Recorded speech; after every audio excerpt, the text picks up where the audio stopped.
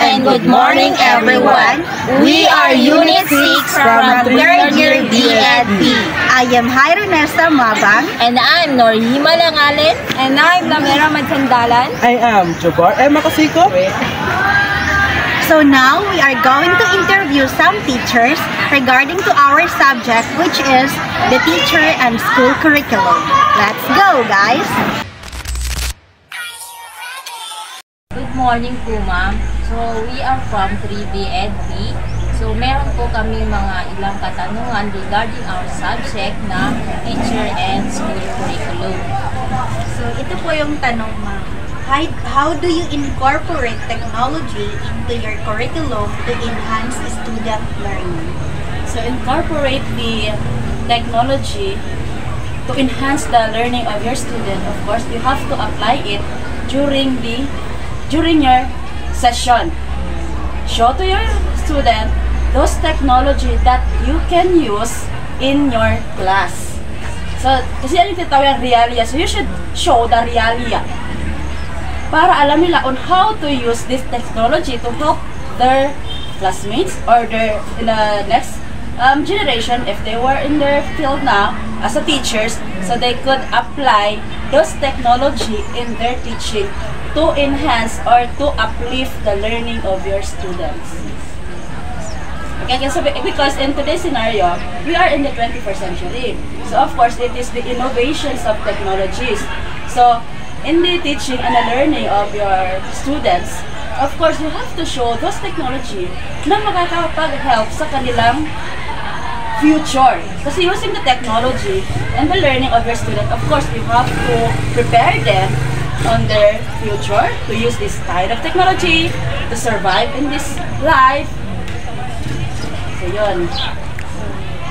Thank you po, ma'am. Maraming salamat. So, good morning, sir. We are from BA 3rd year. So, meron lamang po kaming katanungan, sir, regarding to our subject, the school and teacher curriculum. So, ito po yung tanong, sir. What is the connection of syllabus in the curriculum? Okay. So, you came from the BA department, tama? Yes, sir. So, as I can understand, itong curriculum, paano ba yung right pronunciation, it was approved by the CHED or sila mismo yung gumagawa ng curriculum which is aligned with every course na gina-offer nila. No? For instance, sa BA, mayroon sila mga particular na mga subject. And sa BTED, mayroon din mga subject para sa kanila and as much as the social work. Now, sa pertaining to the syllabus, na kumbaga, in the Department of Elementary Education, they are utilizing some kind of lesson plan. Wherein, dito sa higher education, ang ginagamit natin is syllabus, wherein yun siya yung platform ng instruction. Actually, syllabus is a part of the instructional materials. So, every time na, halimbawa, binigyan ka ng subject, you have your own reference. Halimbawa, nagtuturo ka ng art appreciation. So, you have the book from the art appreciation approved by the CHED, no?